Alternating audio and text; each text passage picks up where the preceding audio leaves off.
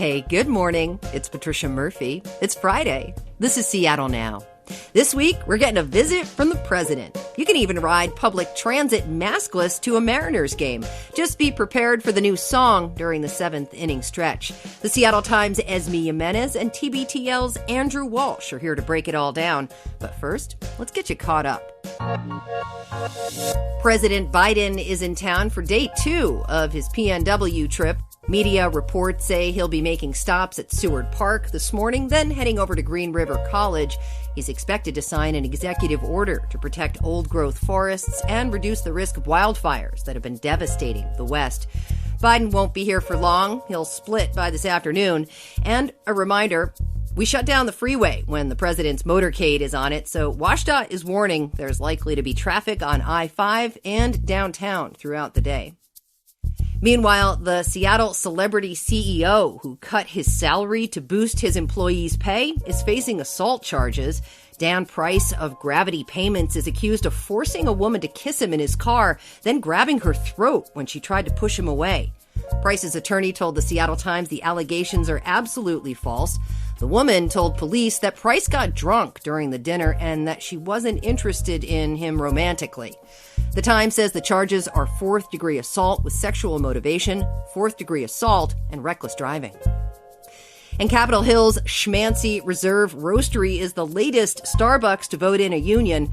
Workers there said yes to organizing yesterday. More than 200 stores across the country have filed paperwork to unionize, and so far, more than 24 have said yes. That's still a small fraction of the company's 9,000 stores.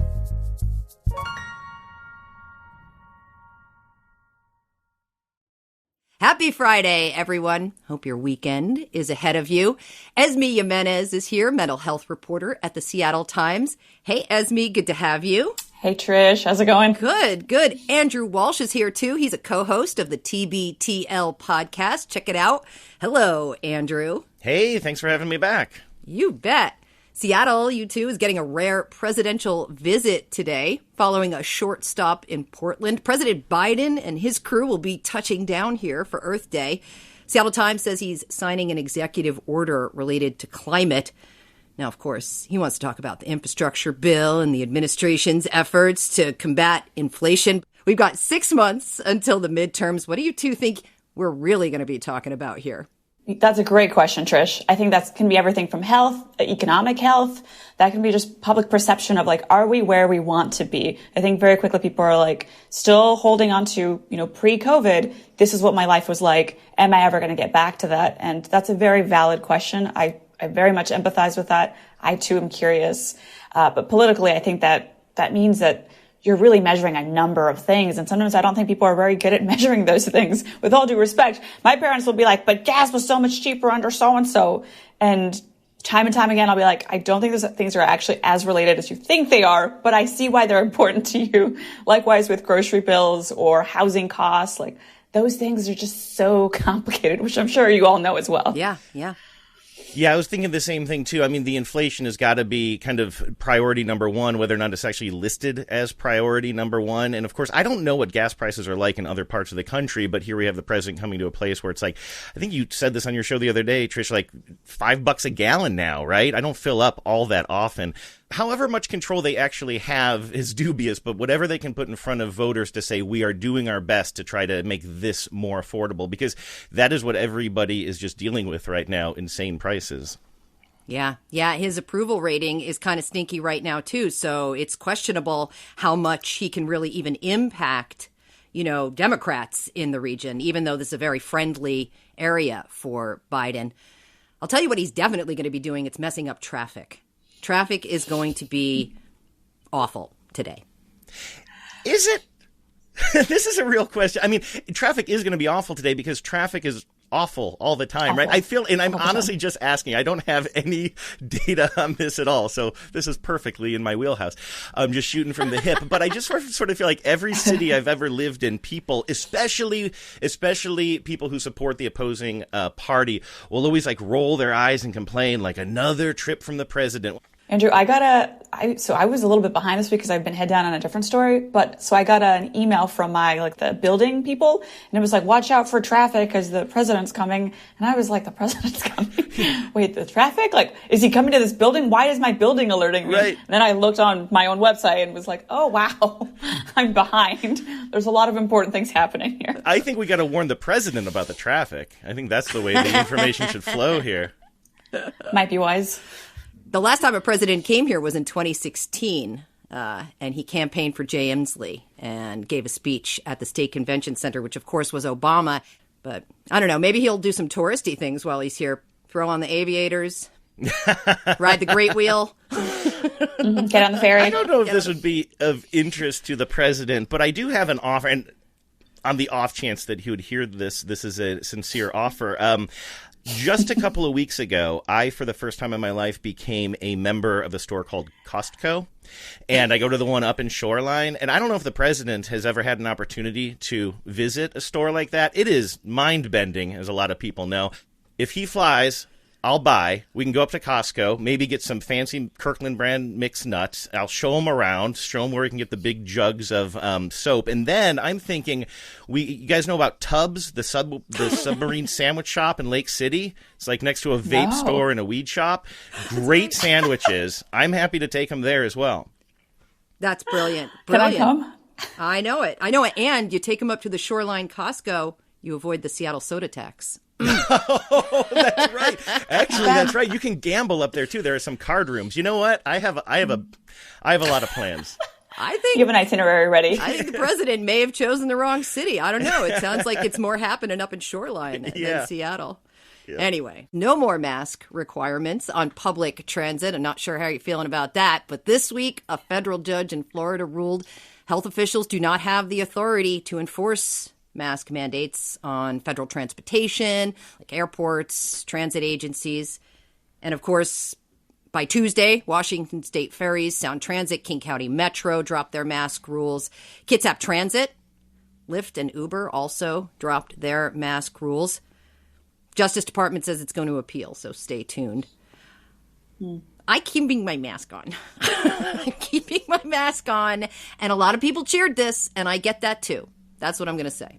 Yeah, I get it. I think people should be able to make their own choices right now in terms of what they want to do. It has been a long 2 years. It also depends very much on the environment. If you're, a hospital worker versus a student at a school versus if you're an elder person, there's just so many variables. I have not masked when I'm in my office, but that's also because it's pretty big. There's a lot of ventilation. It's not at capacity. It's not even at half capacity. So we're pretty spread out. When I'm on the bus, I put on my mask. And when I'm in the elevator and one of my neighbors comes in, and especially if they're older and they're wearing masks, then I'll put on my mask as well. Just 'cause to me, it's a kindness. It's something where I'm like, I'll probably be fine if I get sick, but I don't know what that's going to mean down the line for anybody else. I'm sort of the same way, although not. I just realized I wanted to group myself in with you guys, but the truth is I am a rule follower. So when the rules said wear a mask, I wore a mask in whatever situations that were legally required, right? And then as the mask mandate in bars and restaurants and what have you kind of went away, I did a thing where I was really just trying to kind of read the room, right? So maybe this is where I'm a little bit like you. I would wear a mask in, especially for that first week of the no mandate. Not talking public transpo here. I'm comfortable in public without my mask on, but I'm uncomfortable making other people uncomfortable, if that makes sense to you. Yeah, no. And I haven't ridden the bus or the train yet since this mandate has kind of been repealed there, and I'm interested to see how many people are taking their masks off. I will say the one kind of, and I don't want to come off as sounding anti-mask, the one thing that sort of solves for me in my own life, though, is now that masks weren't required in most places I was going, it became more and more of a risk that I would forget my mask if I was going to one of the few places where I was going to take a bus or something like that. Like being at the bus stop and being like, oh no, where do I have a mask? Because when you're wearing it everywhere, you always had masks. So knowing that I won't be in trouble or hollered at if I get on a bus without a mask is kind of a relief to me. Yeah. The thing that stood out for me, though, was that this was a legal decision, not a decision based on science. And So that's where I kind of came down. And I forgot my mask the other day, Andrew, when I went to the store, and I was like, oh, all right, here we go. You know, it smelled like a hospital in there. Yeah. It was really weird. It was very stinky. Yeah. Weird ways that I had never anticipated the QFC in Northgate to smell like. You forgot that there are smells in the world. Seriously. And the bus and the public transit, I think I keep my mask on for just a little while. Certainly. Either way, I can totally respect the flight attendants. Did you see them dancing down the aisles, you know, with garbage bags? Put your masks in here. Get it. Would not want to be somebody trying to enforce a mask mandate, you know. Right. That's hard. That is true. I didn't think the optics on that were great. And again, and you now know where I stand on the mask thing. I'm not trying to make it sound like I'm holier than thou when it comes to this. But, and I really do feel for the people who had to, like you say, enforce this mandate when that's not part of their job description. The same with the vaccine card thing. You know, you're just somebody who's just like a server in a restaurant trying to get by during a terrible time to get by as a server in a restaurant, and now suddenly you're acting also as a bouncer.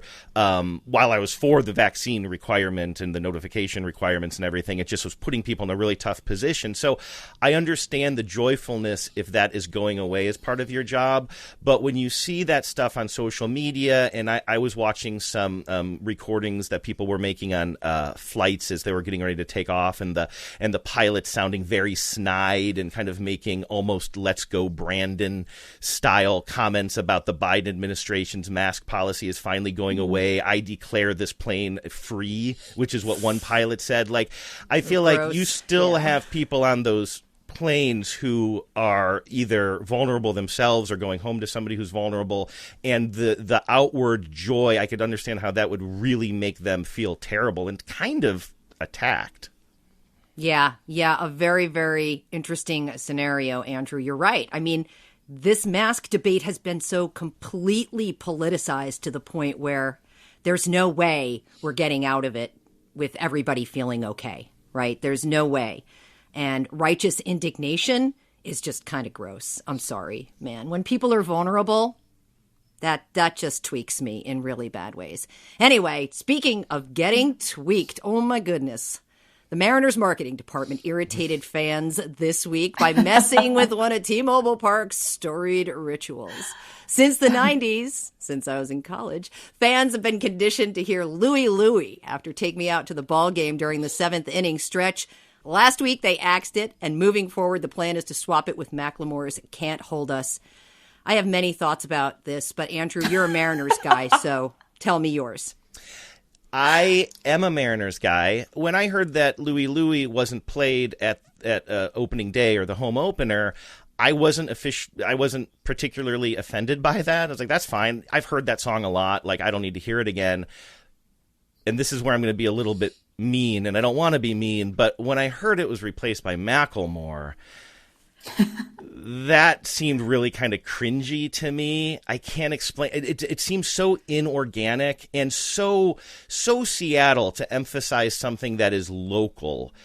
And there's nothing wrong with celebrating local culture, but you know, you think of Sweet Caroline being played at Fenway Park. Like, there's nothing local about that. Neil Diamond was not a Bostonian. He was a New Yorker. The reason that Sweet Caroline is associated with that park is because years and years and years ago, somebody played it as a secret little nod to their friend who had a baby named Caroline, right? And then it just sort of eventually evolved and it became tradition. And I think Louie Louie had a kind of a similar path. And while I'm not some diehard fan of the song Louie Louie, it seemed more organic. It seemed more Pacific Northwesty in its kind of weirdness than kind of saying, hey, we're really listening to fans, and they say they want an updated fan experience. And so we're going to go with, and then like flip back in your notebook, the last single from Seattle was by this guy Macklemore. So I don't know. I'm being a little bit harsh, but I found it to be a pretty cringy choice and process. I feel like we have two issues here, Andrew. The choice to change the song, which, you know, some people hate change, right? They do not. Actually, maybe they love ritual more than they hate change, right? People love ritual. And then we have the second issue, which is the kind of meh choice, right? For Can't Hold Us, which is kind of an earworm, but was kind of an earworm back then. Do we need to bring it back? Yeah. Esmy, what do you think? I mean, I don't have a dog in this fight. I am not a sports ball person. I will completely admit that. That being said, like, I value tradition, but also another part of me is like, things will eventually change, whether that was, this year or maybe 10 years from now or 20 years from now, where someone's like, Dad, why are we listening to this song? This song is like ancient, or like the quality is terrible. So I'm like, I mean, it's okay for things to change. It's not like you're changing the uniforms and the rules of the game, from my understanding, right? It's just the song that's played at one specific part. But maybe I'm totally dismissing how important the value of it actually is. Well, so forgive me for that. Pageantry, right, is very important in sports. And Larry Stone at the Seattle Times talked to the Mariners' head marketing guy, Kevin Martinez, and he said the decision was a result of a listening tour that they conducted with fans, and they talked to people about how to improve the fan experience, and music was one of the things that came up. So they say they're responding to fans, but I don't know. I will also wonder if Macklemore was the right choice. But who else? Could you see Pearl Jam in there? I mean, like, where are we going with this?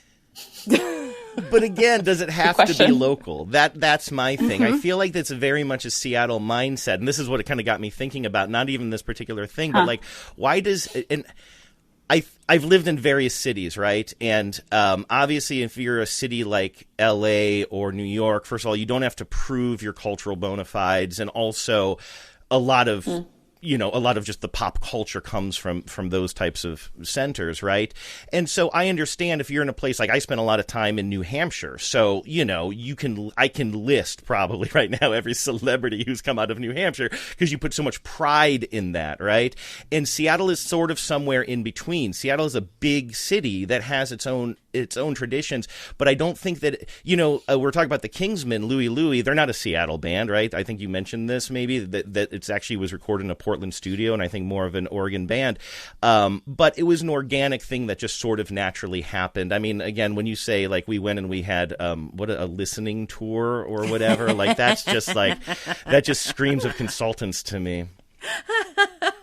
Yeah, same. The marketing folks, very well intentioned sometimes does not, very much backfires. And I feel like you're kind of seeing that now. I was looking just at a number of tweets that were like, this is incredibly detrimental. Here are the memories that this is bringing. If that's what, your actual audiences are saying, that's also a listening tour in some ways, a more organic listening tour.